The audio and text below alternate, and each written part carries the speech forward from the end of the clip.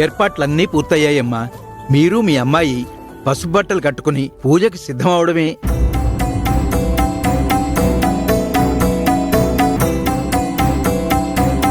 పంతులు గారు, తన కన్న తల్లిని నేను, ఆవిడ కాదు.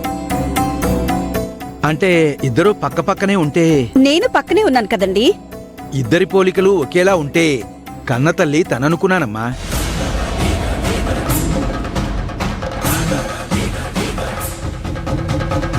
అయ్యో, మీరేంటండి? వాళ్ళిద్దరిని చూస్తే తల్లి కూతుళ్ళని చెప్పి చాలా మంది అనుకుంటూ ఉంటారు, కానీ మా వేద లలితత్తయ్య కూతురండి. పొరపాటు అయిందమ్మా. తల్లి కూతుళ్ళు అయిన వాళ్లే పసుపు బట్టలు కట్టుకుని పూజకు సిద్ధమవ్వాలి. ఈ బిడ్డ కోసం చేస్తున్న ఈ జన్మదీపపు పూజ కన్నతల్లి చేతుల మీదుగానే జరగాలి.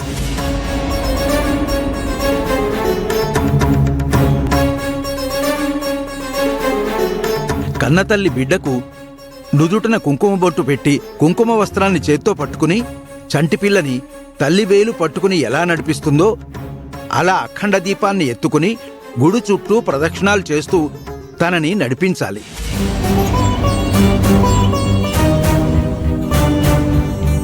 ప్రదక్షిణాలు పూర్తి చేసి చివరగా కన్నతల్లి తన చేతులతో హారతి కర్పూరాన్ని వెలిగించి స్వామివారికి హారతి ఇవ్వడంతో పూజ పూర్తవుతుంది. వెళ్ళి పట్టు వస్త్రాలతో సిద్ధం కండమ్మా. పద.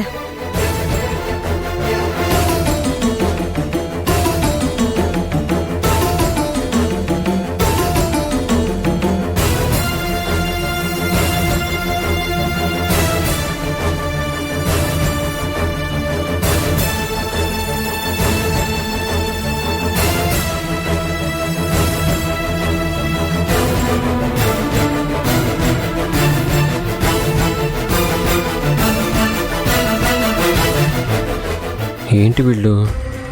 గుడికొచ్చినప్పటి నుంచి వీళ్ళిద్దరూ ఏదో తేడాగా ఉన్నారు. అంజిమ్మ ఏదో గుసగుసలాడుతున్నాడు. దేనికోసం అయి ఉంటుంది?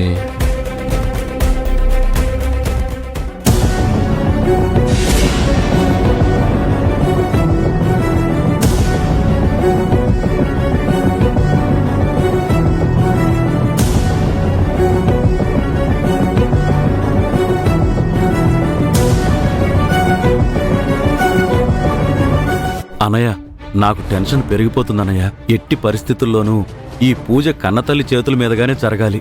అప్పుడే పూజకు ఫలితం ఉంటుందని అంటున్నారు. నార్మల్ డ్రెస్లోనే ఉన్నారు కాబట్టి వదిలినిద్దరి మధ్య మన వేదాన్ని కూర్చోబెట్టి పూజను ఎలాగోలా మేనేజ్ చేసేద్దాం అనుకున్నాం. కానీ ఇప్పుడు అలా కుదిరేలా లేదు కదన్నయ్య. తల్లి కూతుర్లు పసుపు వస్త్రాల్ని కట్టుకుని కూర్చోవాలని చెప్తున్నారు. ఇప్పుడు తల్లి స్థానంలో లలిత వదిన పసుపు బట్టలు కట్టుకుని పూజ జరిపిస్తూ ఉంటే ఆ పూజ ఎలా ఫలిస్తుంది? వేదాకి మంచెలా జరుగుతుంది? న్యాయంగా ఆ పూజ అన్నపూర్ణ వదిన చెయ్యాలి కదన్నయ్య.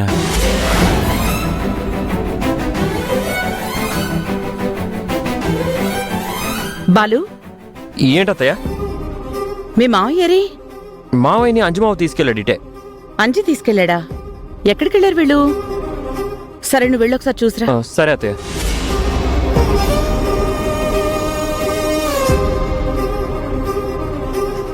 ఇప్పుడు ఏం చేద్దాం అన్నయ్య? ఏం మాట్లాడవేంటన్నయ్య? ఏం చేద్దామంటే నాకేం అర్థం కావట్లేదురా. మనం ఒకటి అనుకుని ఇక్కడికి బయలుదేరొచ్చాం. ఇప్పుడేమో ఇక్కడ వేరేలా జరుగుతుంది. ఆ రోజు లలితను అమ్మను చేయడం కోసం అన్నపూర్ణకు పుట్టిన బిడ్డని చాలా ఈజీగా తీసుకొచ్చి లలిత దగ్గరికి చేర్చేశాను. కానీ ఇవాళ వేదకి మంచి జరగడం కోసం చేస్తున్న ఈ జన్మ పూజలో తల్లైన అన్నపూర్ణని తల్లి స్థానంలో నిలబెట్టడం కష్టమయ్యేలాగా ఉంది.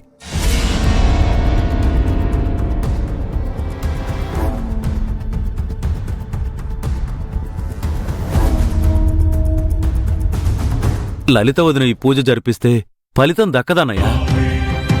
అలాగని అన్నపూర్ణ వదినతో పసుపు చీర కట్టించి ఈ పూజలో కూర్చోబెడితే అందరికీ సమాధానం చెప్పాల్సి వస్తుంది.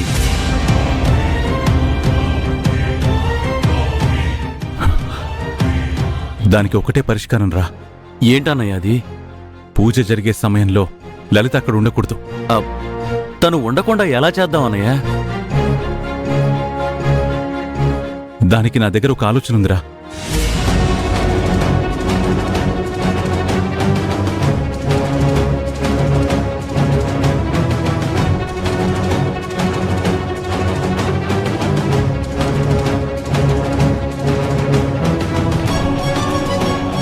నువ్వు చెప్పింది బాగానే ఉందన్నయ్య, కానీ ఏ టైంలో నిజం బయటపడిపోతుందేమోనని భయమేస్తుంది.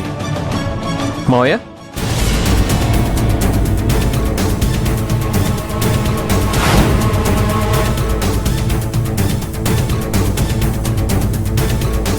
ఏం చేస్తున్నారు ఇక్కడ? ఆ, ఏం లేదురా, ఏదో అలా. మాట్లాడుకుంటున్నావు అల్లుడు. అదే, ఏం మాట్లాడుకుంటున్నారు అని. నిజం బయట పడిపోతుందేమో అంటున్నావు ఏంటి? ఏంటా నిజం? ఏం నిజం బయటపడుతుందని? అసలు దేని గురించి మావయ్య? నిజం కాదురా, నిజంగా ఈ పూజకి అంత పవరుందా అంటున్నాడు. వేద సమస్యలన్నిటి నుంచి బయటపడుతుంది కదా అని చిన్న డిస్కషన్. అంతే అల్లుడు, అంతే. కన్నతల్లి చేతుల మీదుగా జన్మదీప పూజ చేస్తే ప్రాబ్లమ్స్ అన్నీ సాల్వ్ అవుతాయని చెప్పారు కదా.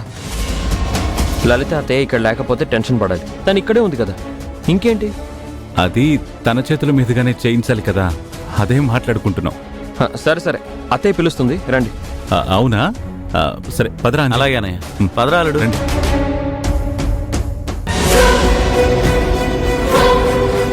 వీళ్ళ మాట తీరు, వీళ్ళ కంగారు చూస్తుంటే ఏదో దాస్తున్నట్టు అనిపిస్తుంది. ఏ విషయంలో కంగారు పడుతున్నారు వీళ్ళు?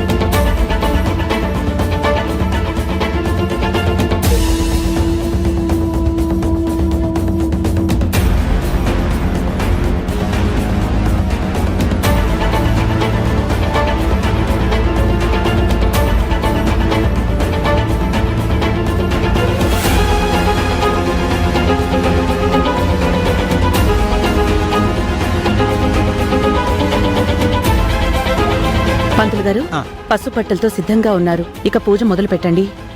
అలాగేనండి. మీరిద్దరూ కూర్చోండి. రా. పంతులు గారు ఒక్క నిమిషం. ఏంటండి? ఈ దేవాలయంలో జన్మదీప పూజ జరిపించే ముందు మా ఇలవేలుపైన అమ్మవారి ముందు లలితతో దీపం వెలిగించమని పంతులు గారు చెప్పారండి.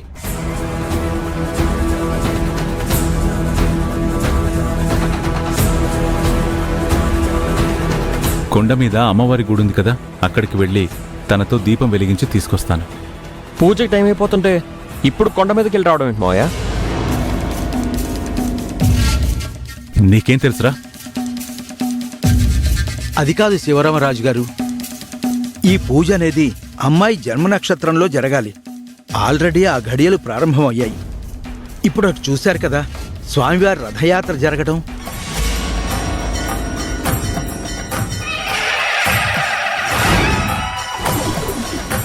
ఆ కోలాహలంలో, ఆ జనసంద్రాన్ని దాటుకుని మీరు ఈ కొండ మీదకు వెళ్ళి అమ్మవారి దగ్గర దీపం వెలిగించే లోపు ముహూర్తపు టైం దాటిపోతుందయ్యా. నక్షత్ర సమయం దాటిపోయిన తర్వాత పూజ చేయించినా ఫలితం ఉండదు కదండి. అవును, ఇంత దూరం మీరొచ్చిన ప్రయత్నం కూడా వృధా అయిపోతుందయ్యా. పోనీ పూజ జరిగిన తర్వాత వెళ్ళి దీపం వెలిగిస్తుందిలేండి. లేదన్న పూర్ణ, ఈ పూజ జరగాలి. లలిత అక్కడ అమ్మవారి ముందు దీపం పెట్టాలి.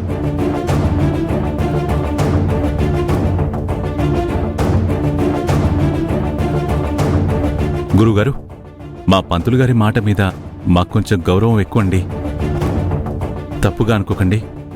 అనుకున్న సమయానికి నేను తీసుకొస్తాను కదా. అనపన్న వెళ్ళొస్తాం. లలిత నువ్వురా, వెళ్ళొస్తాం పంతులు గారు. లలిత రా రా వెళ్దాం.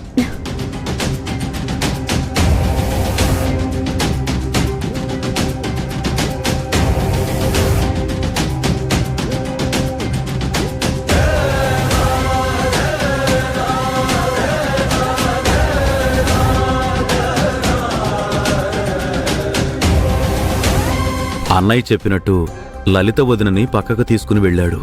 ఇప్పుడు పూజని అన్నపూర్ణ వదిన చేతుల మీదుగా జరిపించేలాగా చెయ్యాలి. అలా చెయ్యాలంటే పసుపు వస్త్రాలు అన్నపూర్ణ వదిన కట్టుకోవాలి. ఎలా మేనేజ్ చెయ్యాలి?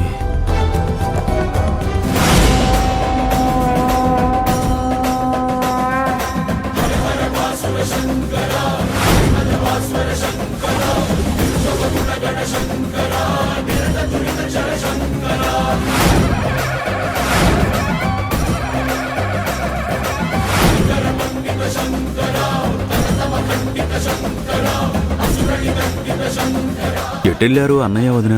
ఇంకా రాలేదేంటి?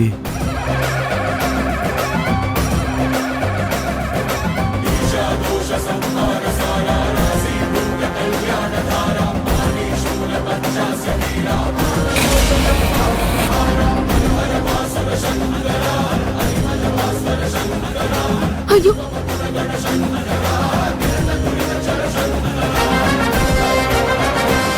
అయ్యయ్యో, ఏంటి పంతులు గారు ఇది? క్షమించండి అయ్యా, నా కాలికి ఏదో అడ్డు తగిలితేను. పూజ చేయాలంటే అమ్మా నాన్న రావాలి. అప్పటి వరకు తడి బట్టల్లో తడబట్టలతో ఎందుకు ఉండాలి? కారులో అత్తయ్య శారీ ఉంది కదా, వెళ్ళి తీసుకొస్తానుండు. ఆగరా, ఎక్కడికి? కారు దగ్గరికి. కారు పార్కింగ్ ఎక్కడుందిరా? ఆ చివరెక్కడో ఉంది. అక్కడ జనం ఎలా ఉన్నారో చూసావా?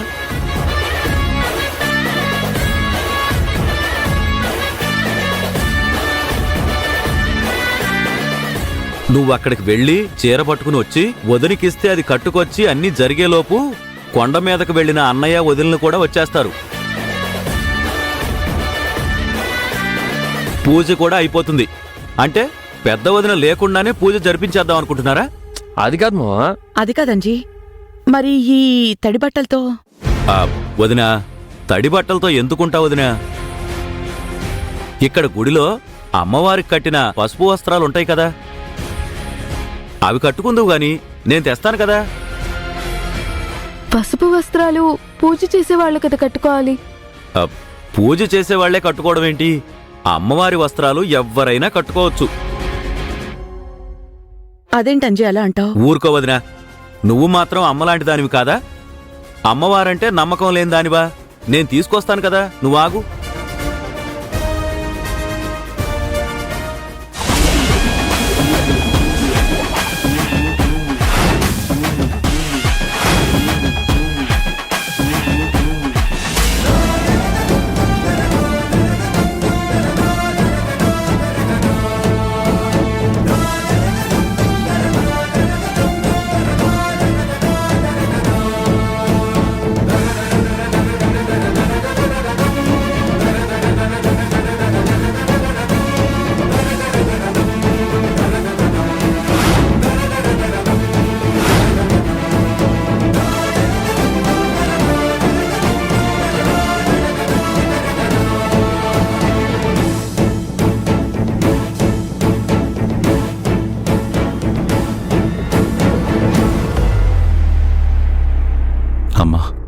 ఒకప్పుడు నా స్వార్థం కోసం, లలితను బ్రతికించుకోవడం కోసం తల్లి బిడ్డలను వేరు చేశాను.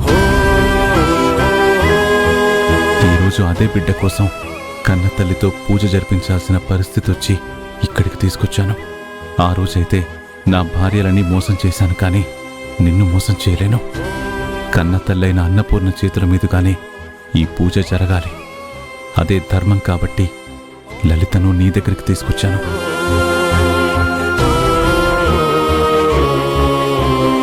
ఏ ఆటంకం లేకుండా ఆ కన్నతల్లి చేతుల మీదుగానే ఆ బిడ్డతో చేయిస్తున్న ఆ జన్మదీప పూజ జరిగేలా చేయి తల్లి. నీదే భారం. ఎలాంటి ఆటంకాలు లేకుండా చూడు. నా బిడ్డకున్న దోషాలన్నీ తొలగిపోవాలి తల్లి.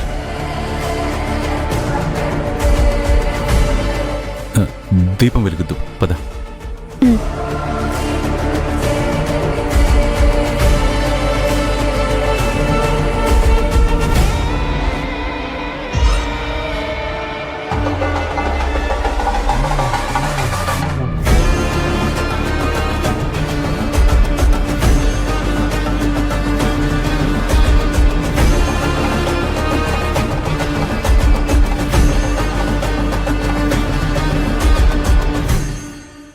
పదండి. పద.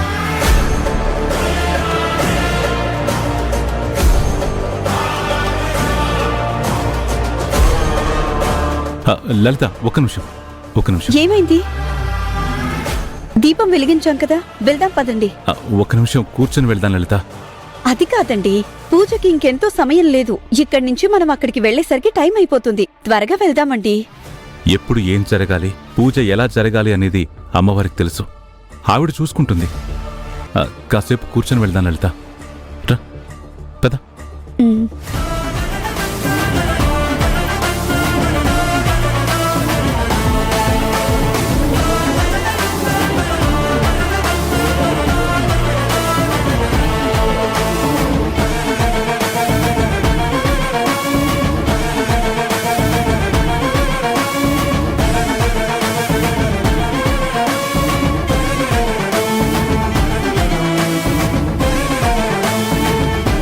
ఏమండి, ఇక చాలు, వెళ్దాం పదండి.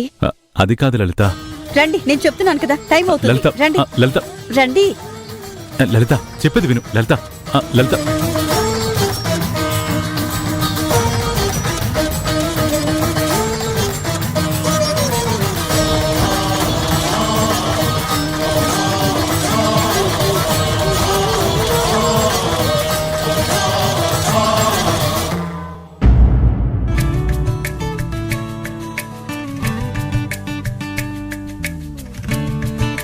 ఏమే నిర్మల, ఆ బబ్లుగాడు స్కూలు ఎన్ని గంటలకు వదులుతారో తెలుసా?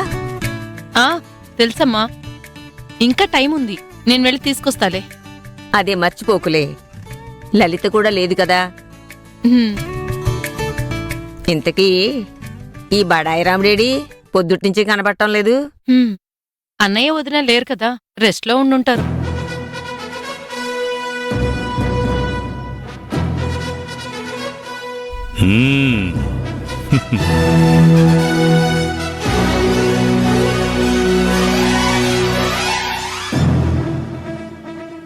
ఏంటిది ఈ గెటప్ ఏంటి?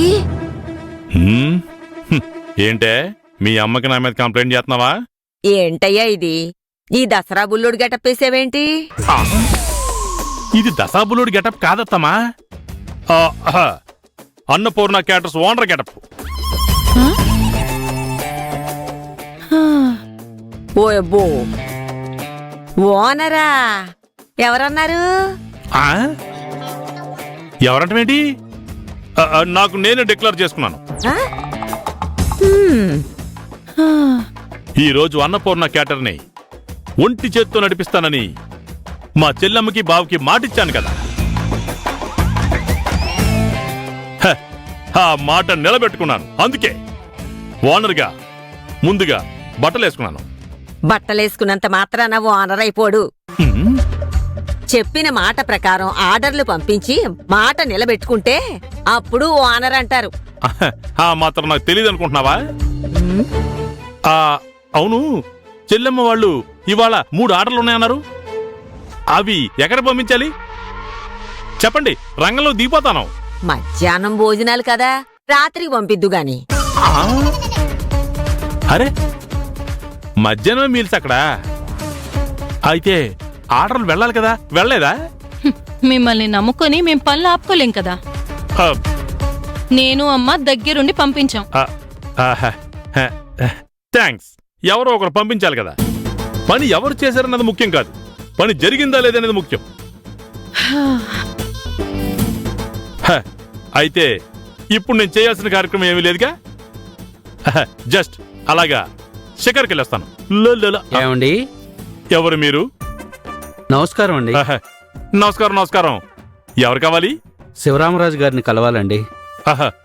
చూడండి, ఆయన్ని కలవాలంటే ముందు నన్ను కలవాలి. మీరు? అయ్యో బాబోయ్, నేనెవరు తెలీదు మీకు? శివరామరాజు గారి ఏకైక బామర్దిని, దీనికి భర్తని, ఆవిడికి ఈ ఇంటికి అల్లుణ్ణి, అన్నపూర్ణ క్యాటర్స్ కి సోలో ప్రొపరేటర్ని.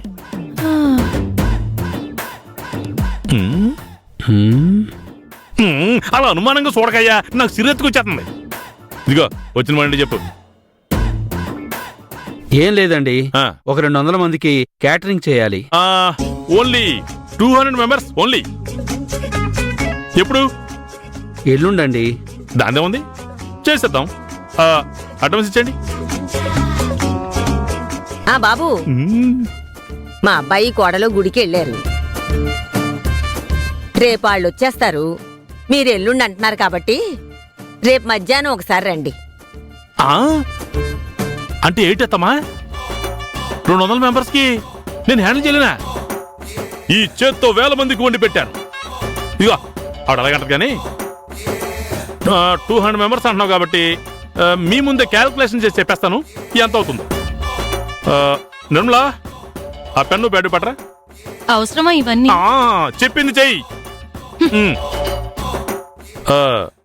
మీరు పదండి.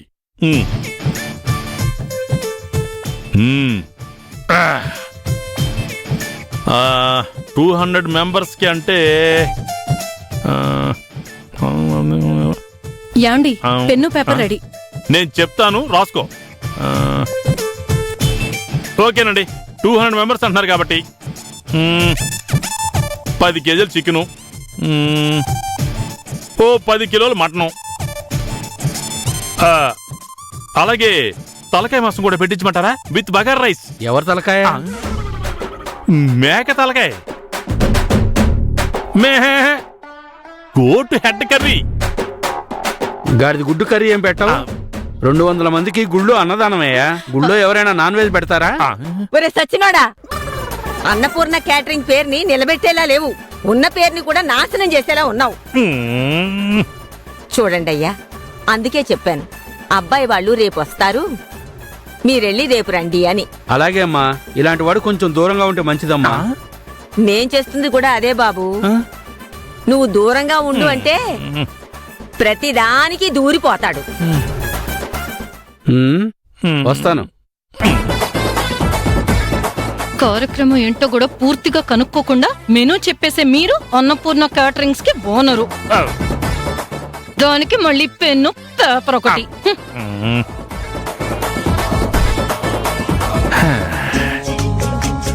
లైఫ్ లో జోకర్ లేకుండా ప్యాక్ ఆడినట్టు కార్యక్రమం ఏంటో తెలుసుకోకుండా మెనూ చెప్తే ఇలాగే దెబ్బైపోతాం.